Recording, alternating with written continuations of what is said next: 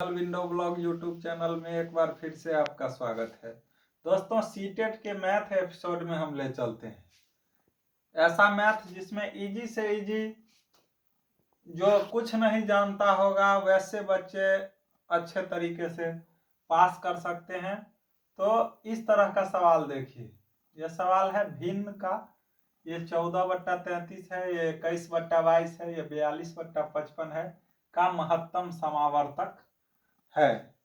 तो भिन्न का वैसे तो मौसा सभी कर लेते हैं, लेकिन भिन्न का मौसा करने में घबरा जाते हैं। तो भिन्न का महत्तम समावर्तक बराबर होता है, भिन्न का मौसा बराबर होता है अंश का मौसा, अंश का मौसा मतलब महत्तम समावर्तक बट्टा हर का लघुत्तम समावर्तक। ठीक है, तो हम अंश का मौसा करेंगे तो 14 और 21 को इस तरीके से, तो 14 और 7, 7 से 14 कट जा रहा है तो ये कट जाएगा। अब इस 7 से हम इस 42 को लगाएंगे तो ये भी कट जा रहा है, मतलब इन दोनों का महत्तम समावर्तक जो अंश का है वो 7 आ गया। तो ऊपर में 7, तो ऑप्शन तो ये करेक्ट होता दिख रहा है। वैसे इसका हम नीचे वाला लॉस अगर करेंगे, इसका देख लीजिए 33, 22 और 55 का, तो ये 11 से 3, 2 और 5, और इसके बाद हमको लगता है नहीं कटेगा, तो 5 दूनी 10 या 30, और 30 गुने 11 बराबर 330। तो इस तरह से इसका लघुत्तम समावर्तक जो हर का है वो 330 आ जाएगा और ये ऑप्शन सही हो जाएगा। तो कोई भी भिन्न का अगर आपको महत्तम समावर्तक पूछे तो इस तरह से आप करेंगे, अंश का महत्तम निकालेंगे और हर का लघुत्तम समावर्तक निकालेंगे। दोस्तों, अगला सवाल है, दो संख्याओं का योग 36 है और उनके लॉसो लघुत्तम समावर्तक तथा मौसा क्रमशः 105 तथा 3 है, उनके व्युत्क्रमों का योग कितना होगा? तो व्युत्क्रम मान के चलिए वो संख्या जो है x और y है, तो हमको पूछ क्या रहा है 1/x प्लस 1/y। तो हम कैसे निकालेंगे? तो अगर हम नीचे एलसीएम लेते हैं तो xy होगा और ये y प्लस x होगा। तो हमको ये निकालना है, ये वैल्यू। तो ये जोड़ तो दिया हुआ है y प्लस x, तो जोड़ कितना दिया हुआ है आपको 36, और बता रहा है दो संख्याओं का योग 36 है, और नीचे का x y नहीं दिया हुआ है, तो कैसे निकालेंगे? तो आपको मैं एक फार्मूला बता दूं, जो मौसा गुने लौसा, मतलब किसी का महत्तम समावर्तक और लघुत्तम समावर्तक को गुना कर दिया जाए तो संख्या का गुणनफल निकल जाता है, संख्या का गुणनफल निकल जाता है। मतलब x गुने y बराबर 105 गुने 3, तो ये कितना हो जाएगा 315। तो अब ये नीचे कितना आ गया 315। तो अब हम काटेंगे, 3 से कटेगा 12, 3 से 1 0 5, और फिर 3 से, तो ये हो जाएगा 4/35, 35, 4/35। तो दोस्तों, हम इसी तरह से सवालों को निकालेंगे। जब कभी भी आपको लॉसो और मौसो दिया हो तो संख्या का गुणनफल लॉसो और मौसो के गुणनफल के बराबर होता है। इस बात को ध्यान में रखिएगा, आपको सारा प्रश्न सॉल्व हो जाएगा। दोस्तों, अगला सवाल जो है वो लाभ और हानि से है। तो कह रहा है, एक सवाल है, मोहन ने एक कार 250,000 मतलब 2.5 लाख में खरीदी और उसको बेची इतना में। तो आप देख सकते हैं स्क्रीन पर है, मैं बेच दी, उसे कार पर कितने प्रतिशत का लाभ हुआ?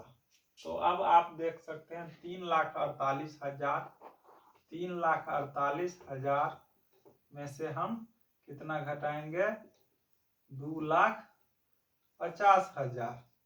तो घटाएंगे तो ये कितना हुआ, 98,000, इतना आ गया। ये हो गया हमको लाभ। अगर सीधे लाभ निकालने बोलता तो ये लाभ हो जाता, लेकिन अगर लाभ प्रतिशत की बात कहे तो हम क्या करेंगे, हम जितना लाभ है उसमें 100 से गुना करके और जो हमारा क्रय मूल्य होता है उससे हम भाग देंगे, 2,50,000।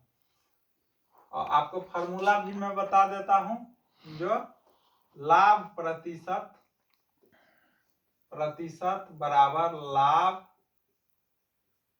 गुने 100 बट्टा क्रय मूल्य। दोस्तों, जिस मूल्य पर आप खरीद करते हैं उसको क्रय मूल्य कहते हैं, और जिस पर आप बेचते हैं, जैसे इतना में बेचा तो इसको विक्रय मूल्य बोलते हैं। और इसी तरह से हम लाभ या हानि का प्रतिशत निकालते हैं। तो अब देख लीजिए, ये 3 से ये 3 कट, ये 1 0 से 1 0 कट, 5 से 2, 5 5 25। तो इस तरह से इस 5 से हम अगर इसको काटते हैं तो 5 1 5, 4 48, 5 9 45, 3 30, 5 6 30, तो 19, और इसको 2 से गुना हो जाएगा तो 2 19 दूनी 38 से 39.2। तो ये बी वाला ऑप्शन जो है आपका सही हो जाएगा।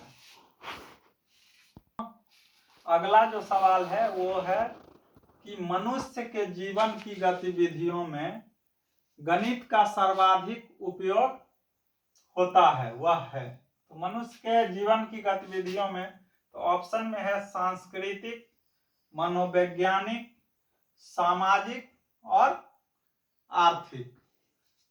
तो दोस्तों,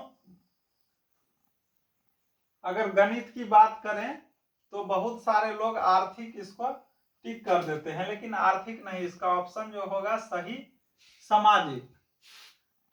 जीवन में हर लोग धन का उपयोग करते हैं, आप समझते हैं, और कोई जरूरत नहीं है जो सिर्फ अर्थ में ही गणित का जरूरत हो। किसान को अगर आगे फसल कैसे क्या करेगा, कितना उससे उसको प्रॉफिट आएगा, उससे कितना धान उपज होगा, उसको कहाँ बेचेगा, ये सब भी गणना गणित से ही है। बारिश कैसे होगी, मौसम विज्ञान का भी गणना गणित से ही है। दुकानदार से हम लेते हैं, चाहे सब्जी बेचते हैं, पूर्वानुमान करते हैं, तो ये सारे जो सामाजिक जीवन चल रहे हैं चक्र, उसमें कहीं ना कहीं गणित का योगदान है। सिर्फ रुपए पैसे तक ही गणित सीमित नहीं है, आपके जीवन से जुड़ी हुई घटनाओं में भी गणित का योगदान है। तो आप इसको समझ सकते हैं कि मनुष्य के जीवन की गतिविधियों में गणित का सर्वाधिक उपयोग सामाजिक जीवन में ही होता है, और हर तरह की गणना हम लोग करते हैं, भविष्य की चाहे वर्तमान की गतिविधियों की गणना हम गणित के हिसाब से करते हैं। तो ये ऑप्शन जो हो जाएगा ये सामाजिक।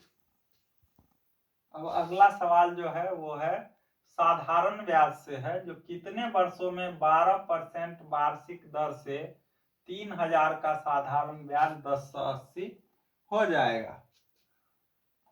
तो इसमें एक ही फार्मूला जो है वो काम करता है, ब्याज बराबर मूलधन गुने समय गुने दर बट्टा 100। तो हमको अभी क्या निकालना है दोस्तों, समय।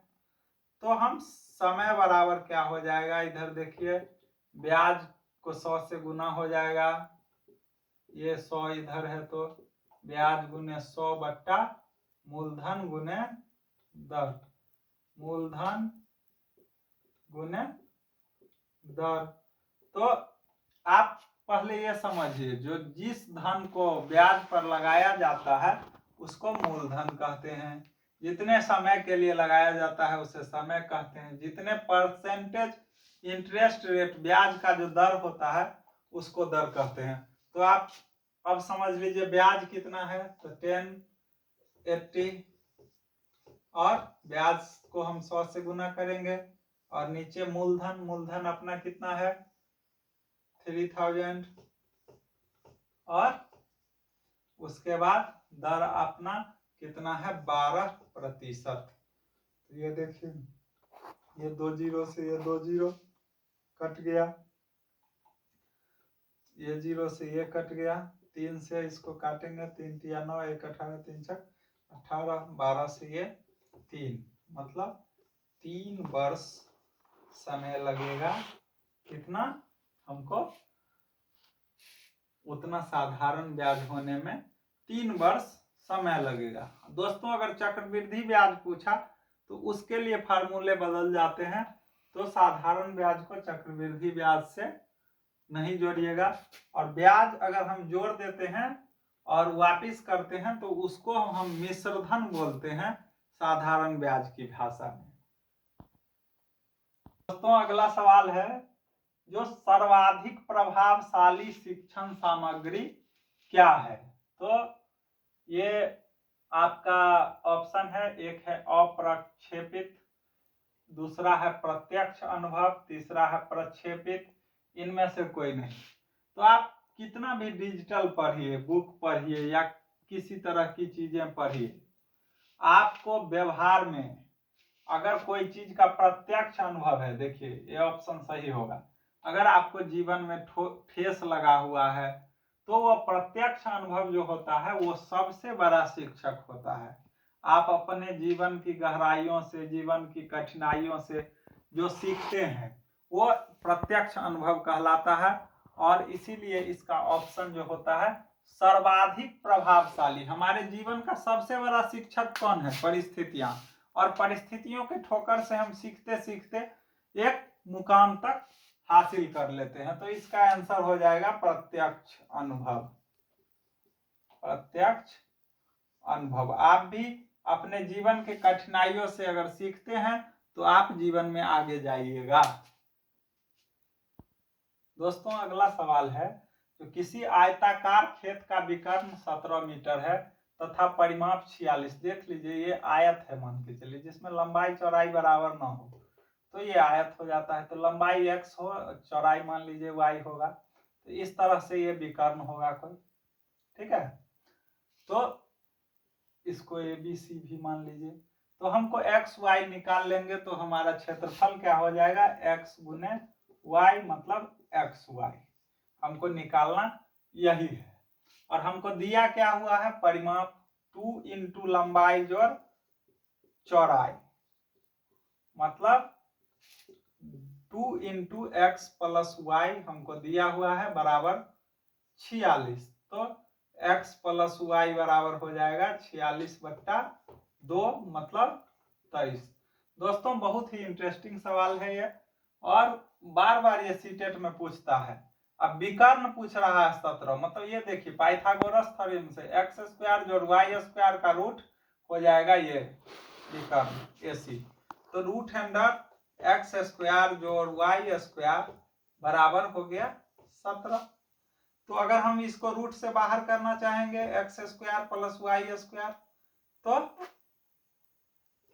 17 का स्क्वायर हो जाएगा 17 गुने 17, ये हो गया। अब X square plus Y square हमको निकालना कितना है, एक्स वाई, और एक्स प्लस वाई इतना है। तो x प्लस वाई का अगर हम होल स्क्वायर करते हैं, x प्लस वाई का होल स्क्वायर और minus X square plus Y square अगर हम करते हैं तो हमको 2xy निकल जाएगा दोस्तों। तो क्योंकि ये X square plus Y square बराबर होता है X square plus Y square plus 2xy, और इसमें से X square plus Y square अगर घट जाएगा तो 2xy हमारा निकल जाएगा जो कि 46 है। तो x प्लस वाई अपना दिया हुआ है 23, तो 23 का स्क्वायर, हमें X square plus Y square कितना दिया हुआ है 17 का स्क्वायर, तो बराबर में हमको 2xy दिया, 2xy जो है सो है दोस्तों। तो 2xy हमको निकालना कितना है xy। तो अब ये देख लीजिए 23 का स्क्वायर माइनस 17 का स्क्वायर क्या हो जाएगा a plus B into A minus B. ये फार्मूला, अगर A square minus B square बराबर A plus B into A minus B, हमको कैलकुलेशन करने में आसानी होगा। तो ये हो गया 40, ये हो गया 6, तो ये 4 छक 24, मतलब 240 बराबर 2xy। तो xy बराबर क्या हो जाएगा दोस्तों 240 बटा 2, मतलब 120 मीटर स्क्वायर। ये क्या हो जाएगा खेत का क्षेत्रफल हो जाएगा दोस्तों। तो खेत का क्षेत्रफल हो जाएगा 120 मीटर स्क्वायर। ठीक है, इसमें आपको भुजा निकालने के लिए भी पूछ सकता है, तो हम भुजा कैसे निकालेंगे, x और y का मान हमको निकालना होगा इसके लिए। तो 120 मीटर है तो 12 इंटू 10 हो सकता है ये। ठीक है, इसको हम इधर ऐसे लिख सकते हैं 3 गुने 4 गुने 5 गुने 2, हम अंदाज भी लगा सकते हैं। तो दोनों जोड़ने पर 23 हो जाए, मतलब 5 तिया 15, 4 दूनी 8, 15 और 8 जो जुड़ने पर 23 भी हो जा रहा है। तो दोस्तों ये हो सकता है एक, और इसको अगर हम ये निकालेंगे जो इसका स्क्वायर करके, तो हमको 17 आ रहा है। तो ये ऑप्शन जो है सही हो जाएगा। एक्स और वाई अगर होना होगा मान निकालने के लिए बोलेगा तो 15 और 8 आप निकाल सकते हैं। इस फार्मूला में एक्स वाई का मान बैठा करके भी हम आप निकाल सकते हैं एक्स और वाई का मान। तो दोस्तों इसी तरह से हम सॉल्व करेंगे। दोस्तों अगला सवाल है जो कह रहा है गणित सभ्यता और संस्कृति का दर्पण है, यह कथन किसका है। तो यह कथन जो है ये प्रसिद्ध विचारक हॉगबेन का है। किसका है, हॉगबेन का। अब अगले सवाल पर आइए, जो गणित जो है विज्ञान है, गणित किसका विज्ञान है, स्थान का, शिक्षा का, गणनाओं का और मानव जीवन का। तो गणित जो है गणनाओं का जो है विज्ञान है। इसमें बहुत सारी चीज मानव जीवन से जुड़ी हुई बहुत सारी गणनाएं, आपसी रिश्ते में हम जो भी लेन देन करते हैं, खर्च करते हैं, व्यय करते हैं, आगे हमको कैसे जीना है, कितनी दूरी जाना है, कितना पेट्रोल लगेगा, ये सारी चीजें, ये सारी चीजों की गणनाएं गणित विज्ञान के अंतर्गत आती है। अब अगला सवाल है प्राथमिक स्तर पर गणित का क्या महत्व है। तो प्राथमिक स्तर पर गणित का महत्व सांस्कृतिक, सामाजिक, धार्मिक और मानसिक। तो इसमें ऑप्शन जो है डी सही होगा। क्यों सही होगा डी, क्योंकि प्राथमिक स्तर पर गणित का जो महत्व है उसमें आप समझिए गणित सीधे सीधी किसी बात को नहीं मान्यता देता है, पूरा पूरी तर्क संगत बात को ही मान्यता देता है। तो जब आप तर्क करने लगिएगा, तर्क से किसी चीज को समझिएगा, तो आपका मानसिक और बौद्धिक विकास होगा। तो गणित को प्राथमिक स्तर पर गणित का महत्व जो है सो मानसिक है। दोस्तों अगला सवाल जो है औसत से है। तो कह रहा है 3 संख्याओं का औसत 7 है और पहली 2 संख्याओं का औसत 4 है, तीसरी संख्या क्या होगी। तो औसत क्या होता है, तीनों संख्या मान लीजिए x1 x2 x3 होगा, तो इसको 3 से भाग दे देंगे तो ये 7 आ जाएगा। ये सवाल कह रहा है, मतलब x1 plus x2 plus x3 बराबर 7 गुने 3 मतलब 21। अब अंतिम पहली 2 संख्या मतलब x1 प्लस x2 बट्टा 2 तो 4 बता रहा है, मतलब x1 प्लस x2 बराबर 8। तो दोस्तों अब x1 ये x3 अंतिम संख्या कैसे निकलेगा, तो इसमें से अगर x1 x2 को घटा लेंगे, इसमें से तो निकल जाएगा, तो 21 में से हम 8 को घटा लेंगे, तो 21 में से 8 घटेगा तो कितना होगा, तो ये हो जाएगा 13। तो तीसरी संख्या जो है वो 13 होगी। दोस्तों आप देखते रहिए सिंगल विंडो ब्लॉग निश्चित सफलता के लिए।